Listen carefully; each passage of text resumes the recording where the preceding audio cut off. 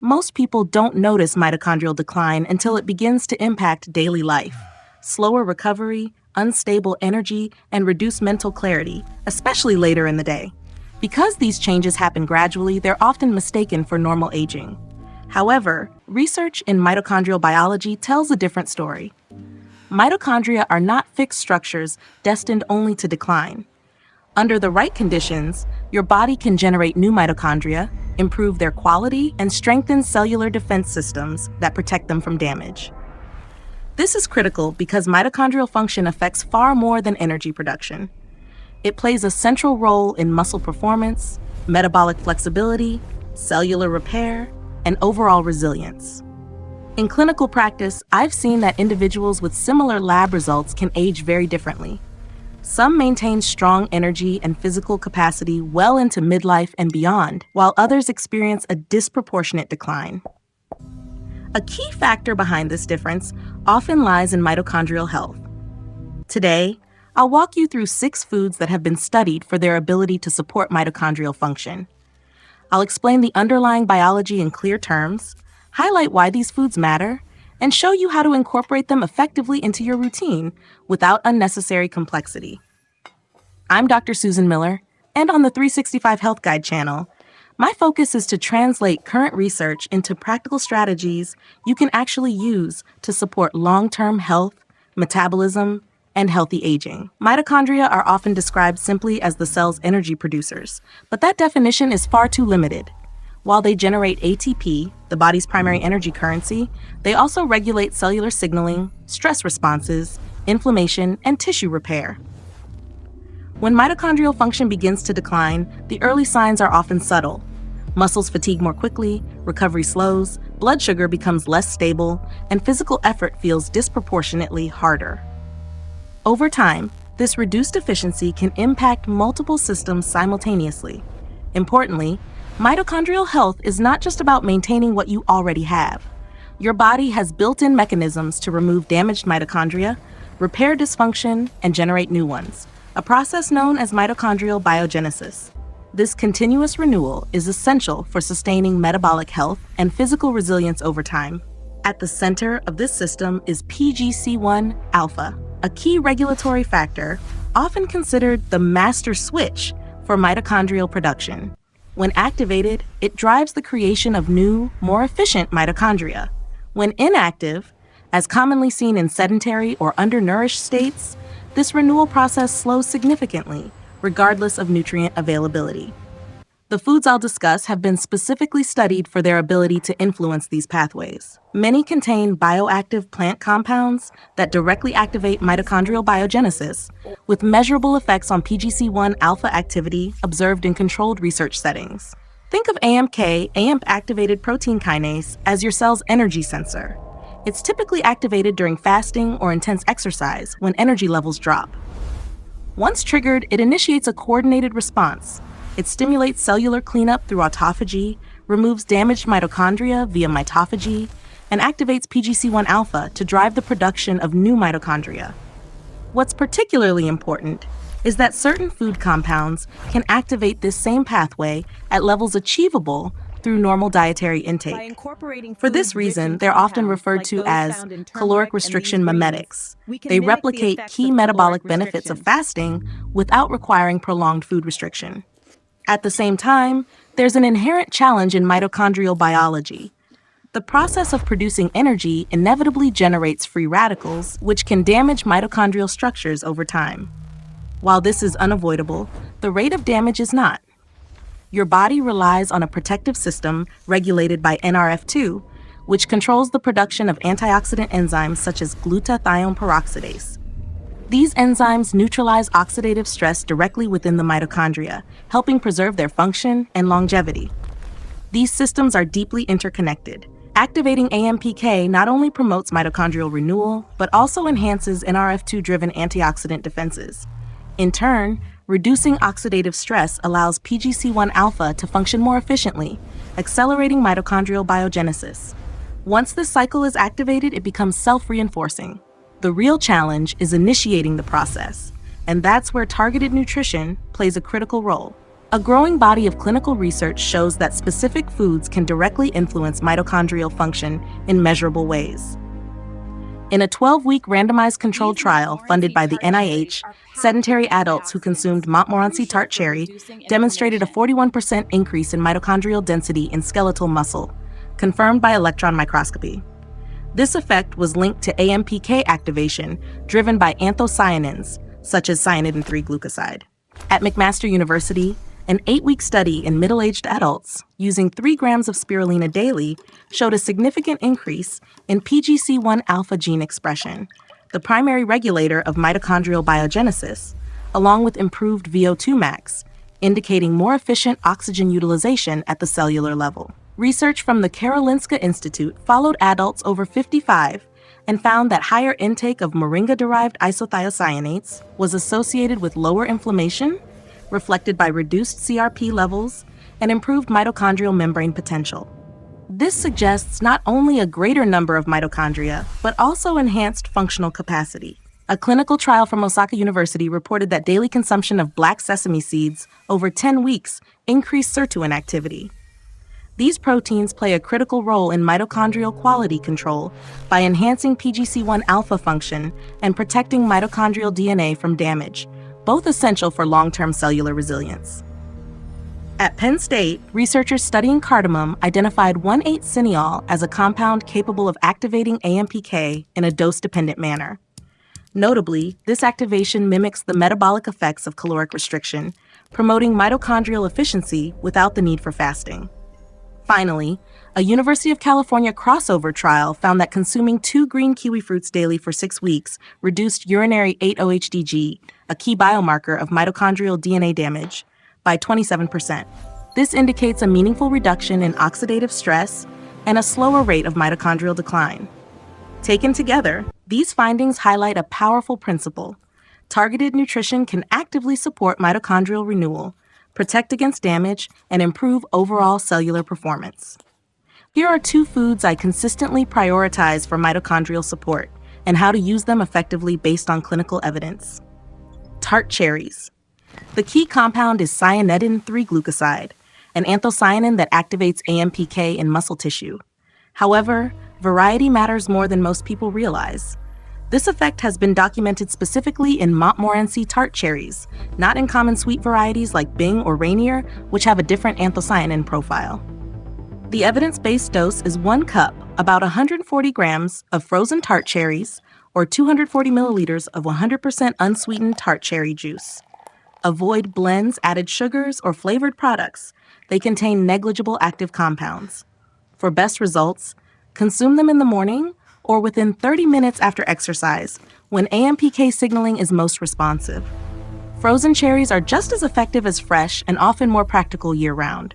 Spirulina. This is the only widely available food source of phycocyanin at clinically relevant levels, a bioactive compound that directly stimulates the PGC-1 alpha pathway, which drives mitochondrial biogenesis.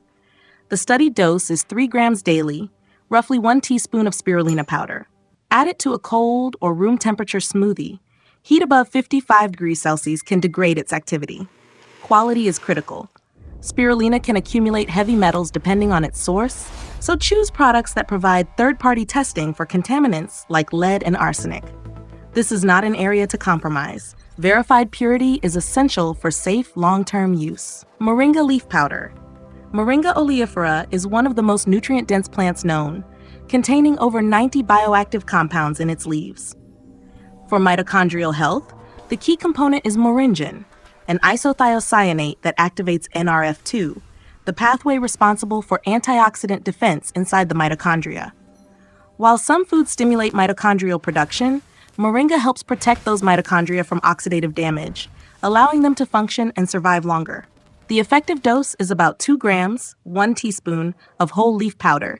It can be added to warm water, smoothies, or food, but avoid high heat, which degrades its active compounds.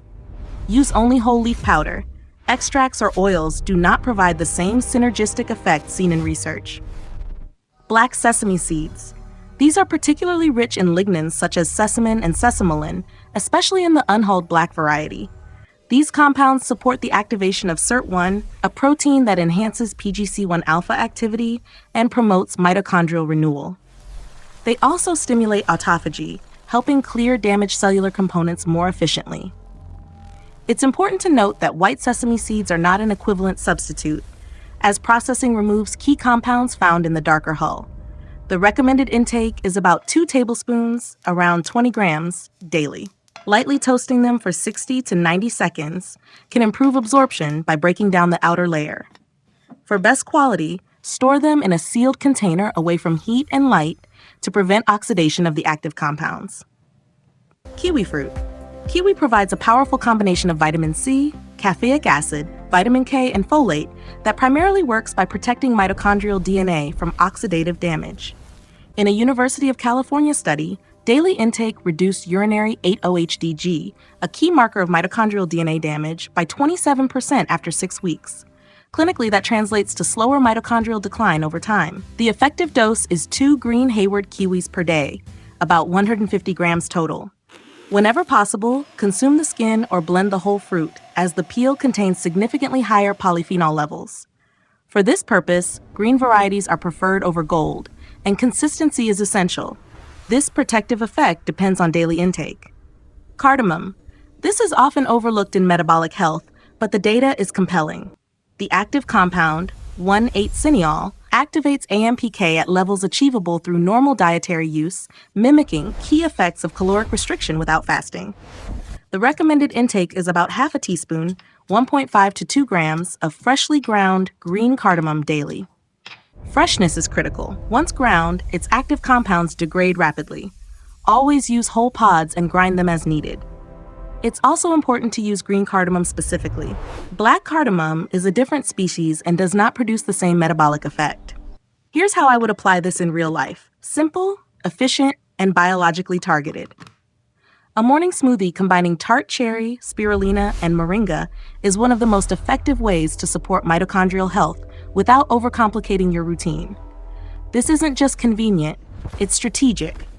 Tart cherry activates AMPK, spirulina directly stimulates PGC-1 alpha through a separate pathway, and moringa activates NRF2, strengthening the antioxidant defense system. In combination, you're simultaneously promoting mitochondrial production while protecting those newly formed mitochondria from oxidative damage. That dual action, build and protect, is what creates meaningful, sustainable improvement at the cellular level. One detail that's often overlooked involves cardamom. If you're using it for AMPK activation, avoid combining it with dairy. Milk proteins can bind to 1,8-cineol and reduce its absorption. For best results, use freshly ground green cardamom with water, black coffee, or a plant-based milk. Drinking a glass of cold water beforehand may also enhance its thermogenic and metabolic effects slightly. These small adjustments may seem minor, but over time, they can significantly influence results. To know whether your endurance is truly improving, you need objective benchmarks. I recommend getting a VO2 max test at a sports medicine clinic before you begin. It typically takes about 20 minutes and provides a direct measure of how efficiently your mitochondria use oxygen. A measurable increase after 8 weeks is not subjective. It reflects real improvement in mitochondrial capacity. Without a baseline, you're relying on guesswork rather than data. Just as important is consistency. Mitochondrial biogenesis is not driven by short bursts of intensity. It responds to sustained, repeated signaling. Pathways like AMPK and PGC-1 alpha adapt to cumulative input over time, not occasional effort. In practice, maintaining a steady routine 5 days per week is far more effective than being highly consistent for a short period and then stopping. The body builds based on what it perceives as reliable, ongoing demand, and consistency is the signal that drives lasting change. There are 4 common reasons people follow this protocol consistently, yet see little to no results. The first, and most frequent mistake, is using the wrong type of cherries. Sweet varieties like Bing or Rainier do not contain sufficient cyanidin 3-glucoside to activate AMPK. Maraschino cherries and cherry-flavored products are essentially sugar with minimal biological value.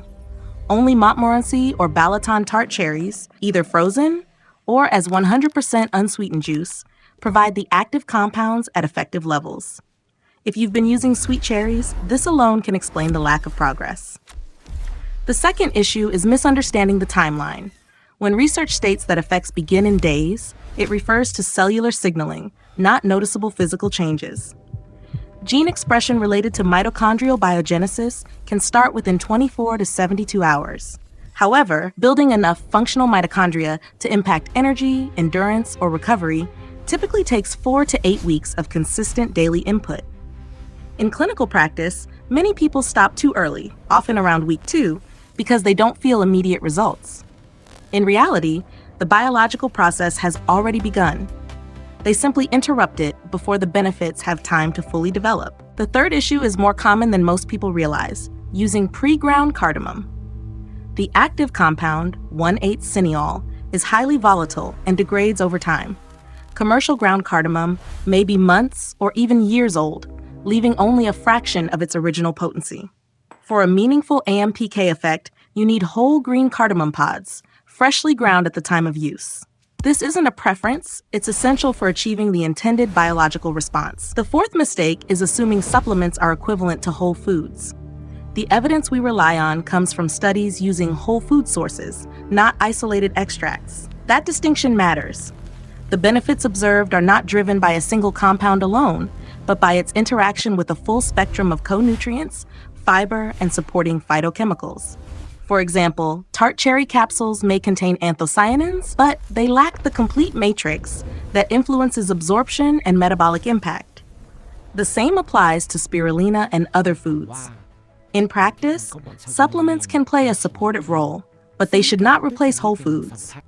If the goal is to replicate the effects seen in research, the form in which these nutrients are consumed is just as important as the nutrients themselves. The key point is not that any single food is magical. Mitochondrial health responds to consistent, repeated signals over time. When those signals are supportive, your cells become more efficient at producing energy, repairing damage, and replacing weaker components. This challenges the idea that decline is inevitable. In reality, much of this process is influenced by daily inputs, especially when nutrition is combined with movement, quality sleep, and consistency. If you want to apply this in a practical way, start with 2 or 3 of these foods and use them consistently for 4 to 8 weeks. Pay close attention to recovery, stamina, and how stable your energy feels throughout the day. Then adjust and build from there. In simple terms, mitochondrial decline affects far more than just energy, and it is not a one-way process. The 6 foods discussed support key aspects of mitochondrial renewal, protection, and quality control. The practical approach is straightforward. Use tart cherries strategically, keep spirulina cold, avoid overheating moringa, choose black sesame over white, consume green kiwi consistently, and always grind cardamom fresh. Most importantly, give the process enough time to work. Your biology is not fixed. It adapts to what you do consistently. When you provide the right environment, your body responds exactly as it was designed to. Thank you for spending your time with the 365 Health Guide channel. Wishing you strong energy, better health, and long-term vitality. I'm Dr. Susan Miller, and I look forward to seeing you in the next video.